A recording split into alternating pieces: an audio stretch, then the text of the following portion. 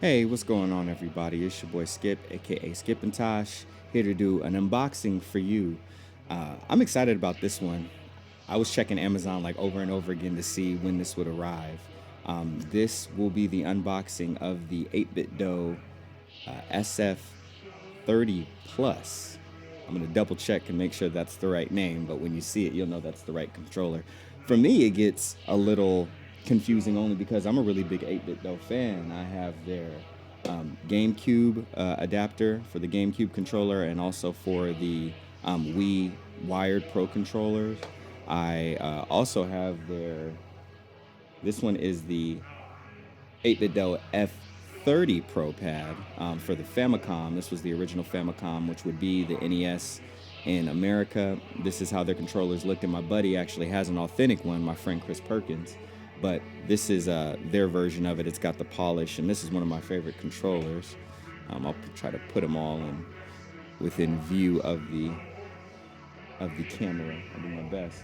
I even have the SNES version, the SFC, the Super Famicom 30, and of course, it's the Famicom. You'll know because either the regular Famicom was brushed, like this, had the brushed metal, polished metal look. And then this one had the colorful buttons. So anytime you have the colorful buttons, it's not the Super Nintendo, it's the Super Famicom. So we have this as well. I'll try to do my best to keep it all within eye shot. And I even have this tiny little guy. I think this was the first 8Bitdo controller I got out of all of them. And this is the 8Bitdo Zero gamepad. So this is really cool. I used to use it to connect to my, well, not only my emulators to play some Street Fighter, but also, I connected it to my iPhone for a while, and then they dropped iOS compatibility. And then this one was the one that I was the most happiest with and the most impressed with, the 8Bitdo SF30 Pro gamepad. Because this one had the analogs, which would mean all applications for the Nintendo Switch I could use it for, as well as emulators on my Mac. And it had the R2 and L2 buttons, shoulder buttons, as well as the regular ones at the top. And then it has, for a Switch, it has your home button, and it also has your capture button. Actually, this would be the home button, and then this would be the capture button here. So this one I was super happy with, and I was like, man, if I could just get a version where it had like the grips, that would be everything I need. Well, today's that day. They had announced this to come out last year, and something happened. I believe it's something in manufacturing, but I don't want to speculate too much. But what did happen is that not only do we have this, but it comes with some software where you can do a button mapping. So let's go ahead with no further ado. We caught up on some of 8Bitdo's products that I already have and that you guys might be familiar with. And you've probably at least heard of this if you have not seen it yourself. So let's go ahead and tear this thing open. As I was saying, I was checking my Amazon app like every day, checking the shipping, like when is it going to come out? Because when I first bought it for pre-sale, it said that the the release date has not been determined because it's a pre-order and certain things may happen. But the second that I saw that got lifted, I was like, oh yeah, I'm ordering immediately. And all right, of course, we got our obligatory safety packaging, and then just this beauty itself. Oh yeah, look at that. This thing is gorgeous. All right, go ahead and put her down there. So this is what majority of the packaging looks like for 8Bitdo. Sorry if it's a little overexposed and looks very, very bright. I did not compensate for that with my camera this time. I forgot that the box was going to be white, but so apologies there. But here's the box. Like I said, pretty standard box. Actually, they do have a slightly new style of box now, which they didn't have before. I believe we have to push it through to get to it, but I could be wrong. I could just be making a fool of myself. We'll see. Okay, no, that seems good. Okay, it's just in here really snug. There we go. All right, so more pulling than pushing this time around. All the other ones, they came out really easy. This thing, woo, that's airtight. All right, so again, here is the front of the box. The closer I put, it'll probably be a little less exposed. Actually, there's less light there, so There we go. And also, here we go. That's the back. Mac OS, Switch, Windows, Steam compatible, Android, and Raspberry Pi. For all you emulator lovers out there like me. And the box slides off. It's kind of ordinary inside, nothing too crazy. Let's slip this down in here, and then, so here we are. So, bam, in there, nice plastic covering it up. Here is the software that I was talking about. Obviously, 8Bitdo has software for firmware updates, which they're pretty good about updating the firmware, but this one in particular is about the app for the button mapper. All right, there we go. Okay, let's go ahead and remove the plastic. And I was very curious how this would feel, because I really like the feel. And I know we're in the day and age where, you know, controllers like this are kind of outdated, but this thing is surprisingly comfortable. And I really like how when you turn it on, it glows down there, which is really cool. Like when you're playing in low light, or really just period, just to look down and see like some glowing neon light in your hand. But I was curious about this. I was really curious. All right, so of course it comes with a USB-C cable as well for charging, and also I guess synchronizing to the Switch. I always do it wirelessly for the most part, but definitely charging, and then also connecting it to the Mac or PC to use it in a wired sense. And oh gosh, okay, I had to hold it in my hands before I really showed you guys, and I can already tell you it feels really good. This is what it looks like from this angle here. You can pause it at any time if you want to take a closer look, but this is the SN30 Pro Plus, and just as I said before, it's got the analogs, it's got the Game Boy style grid for the D-pad, and the Game Boy red pill colored buttons, which feel so good, right? Like I'm not even holding it properly and they feel really good. You have your capture button here for Switch, you've got your home button there for Switch. What's cool about this one, I did a little additional homework, and they actually come with rechargeable batteries that you can pop out, so you can hot swap them. So if you want to grab an extra battery and still stay, you know, not have to connect it to play while it charges or, you know, whatnot, you can just hot swap your batteries, pop the old one out, put the other one in, throw it on the charger, and then just stay wireless the whole time. And that's something that I really appreciate, as I have an Astro C40, which I guess I can grab real quick. The Astro C40 I grabbed because I was so used to playing with the Switch Pro controller. When I won the Kingsguard, the NBA 2K team for the Sacramento Kings, who I'm a big fan of, when I won their the hunt, I got a free PlayStation 4, and I could not get used to the analogs being down there. Even though I used it like this, I just didn't like the rest of the way that the controller felt. So I traded in some things and didn't pay full price for an Astro C40. And you know, you can configure it to move the D-pad, the analog. You can configure it to move them in different locations all throughout. So I just swapped them, and I put the D-pad, you know, down at the bottom as I'm used to on the Switch Pro controller.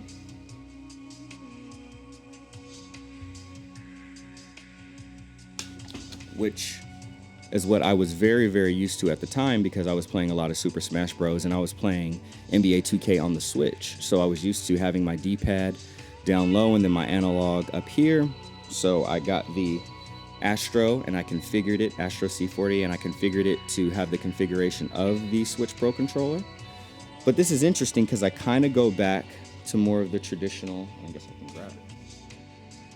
More of the traditional PlayStation style or configuration, at least, but I enjoy this D-pad, these buttons more, and then obviously since I'm using it for Switch, how it is tailored for Switch. So it's funny because I plan to play very specific games with this one, and then I plan to play specific games with the Pro controller just for comfort. So NBA 2K is one that I likely will play like this. But then you take something like Super Smash Brothers, well, I'm definitely going to play like this. And then when I jump back on, well, actually, NBA 2K, I probably will play with the Pro controller still. But majority of the retro games and newer games like Marvel, Ultimate Alliance 3, The Black Order, I'll be playing with this. And I just got that game and I've been streaming it. So you guys make sure to come over to my Twitch channel, twitch.tv/Skipintosh, and come see me play. But, you know, let me go ahead and put it in my hands and initial thoughts. The D-pad feels really, really good. Really, really good. It definitely feels, this one feels cheaper on the SF30 Pro gamepad. It feels cheaper. And you can also configure, I guess, the tension for the analogs as well as the triggers. So the analogs feel great. I mean, they're buttery smooth and they're not even broken in. I know some of the chalky graininess from being in the warehouse and kind of coming straight off the factory line is going to fade away eventually, and it'll feel really nice and tight. The buttons are snappy. They truly remind me of the feel from the rest of these pads. That's probably my favorite part outside of the design and the functionality of these controllers are just the... Now, this has the best D-pad to me, and I think that's part of the reason why I love it so much. It's kind of got that mushy, kind of broken-in OG, like NES feeling D-pad, and that was probably the best feeling D-pad ever. On this one, this feels a little hollow. Hear that hollow sound? Hopefully you could. Same thing with this one. It's like they used a different plastic than what actually came on the Super Nintendo ones. I do have a Super Nintendo controller around here somewhere, but this D-pad is the best. I'm easily going to say immediately that this one is the second best, or maybe almost as good, just in a slightly different way. The start and select buttons feel really good, nice and mushy, you know, like they should be. They should have a different tactile response than the rest of the buttons. That's kind of what gives buttons their characteristic a little bit, is that the tactile feedback is different. You know, your brain subconsciously knows, okay, I triggered that because it felt like I did, because it distinctly feels different from the A and B and X and Y, or the you know, the, what do they call these again? L2, L3, or L3 and R3, the push-in buttons, which they have a very nice clickiness. And what I like is when you press down on it, you don't feel, you know, the potential to move in a direction when you press it. You do feel it press straight down. Sometimes when I was playing the Switch Pro controller, I'd push down and I'd feel myself going in a direction, and I wouldn't actually activate the correct buttons. It'd be an erroneous input. Shoulder buttons feel great. These triggers, probably the best trigger on, I think they might even feel better than, excuse me, my Astro C40. I got like 20 controllers. I'm making it rain controllers. Yeah, so the Astro C40, the analogs are buttery smooth, but when you go to press down, they're so loose that sometimes it kind of, you know, leans either way. These triggers are really great on here. These triggers feel better. They're a little softer. They feel really good. Triggers on top feel good. L and R. Yeah, snappiness. It's not too heavy, not too light. I'd say it's really perfect weight. I don't mind the extra girth of the Astro C40 Pro. I enjoy it. It kind of fills my hands. I have long fingers. But this is pretty much exactly what I wanted out of this controller. I can tell you immediately without even playing on it yet. And of course, I kind of know the functionality because I have a lot of experience with 8BitDo controllers. I can tell you right now, this is going to be exactly what I wanted and needed in this controller. So I'm very happy with this purchase. Being that this is just an unboxing and initial reactions, I will do a more thorough review of it. And when I say more thorough, like, I'm not going to do a 30-minute thing. Shout out to all those YouTubers that got the time to like really dive in, but it's new and I just want to kind of give you guys either confidence or, you know, information that it may or may not fit what you're looking for. But for me, I can tell you, I play a lot of Nintendo, I play a little bit of PlayStation, and this is going to hit the spot for me. And I love that I still have all the rest of these. So there's going to be times where I want to play Mario Kart and we don't even have to use Joy-Cons now. We have 4 functioning 8BitDo controllers that will totally work for Mario Kart. So very, very happy with the purchase. This is great.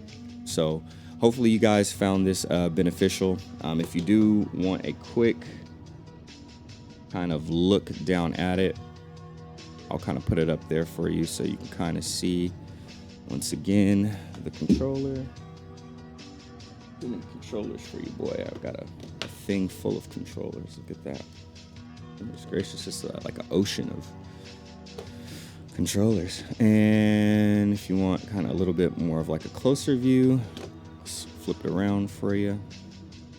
And there she is in all her glory. Bam, surrounded by her brothers and sisters. Forgive my goofiness. Anywho. Oh, whoops. There we are. All right, y'all. Well, that was pretty much that. Hit me up with any questions that you might have in the comments. I'm still growing my channel. I do a lot of comic book reading and covering. I live stream more than I do YouTube content, but I'm going to try to incorporate it more. My videos won't be as edited. They're going to be kind of unedited long form like this, so bear with me. But there will be some edited content, and primarily I cover the Sacramento Kings with my buddy, local YouTuber Tap2K. So follow the Sacktown Breakdown to see us play some NBA 2K, some other games together, for us to talk about NBA 2K League, for us to talk about Stockton Kings and the Sacramento Kings, and obviously the Sacramento Kings Guard, our NBA 2K team. Other than that, yeah, Twitter, like the video, please. It helps my channel grow. Subscribe as well so you can keep seeing the content that I kick out. But definitely follow me over on Twitch, and you'll do Q&As, hang out, chill, talk, and you can even see me create content on there for stuff on Sacktown Breakdown, as well as Video Game Bang, where I do comic book reviews for them. One of those will be coming out a little bit later today. I appreciate all y'all, and y'all all have a fantastic day. As my man Tap2K would say, I love you. Bye.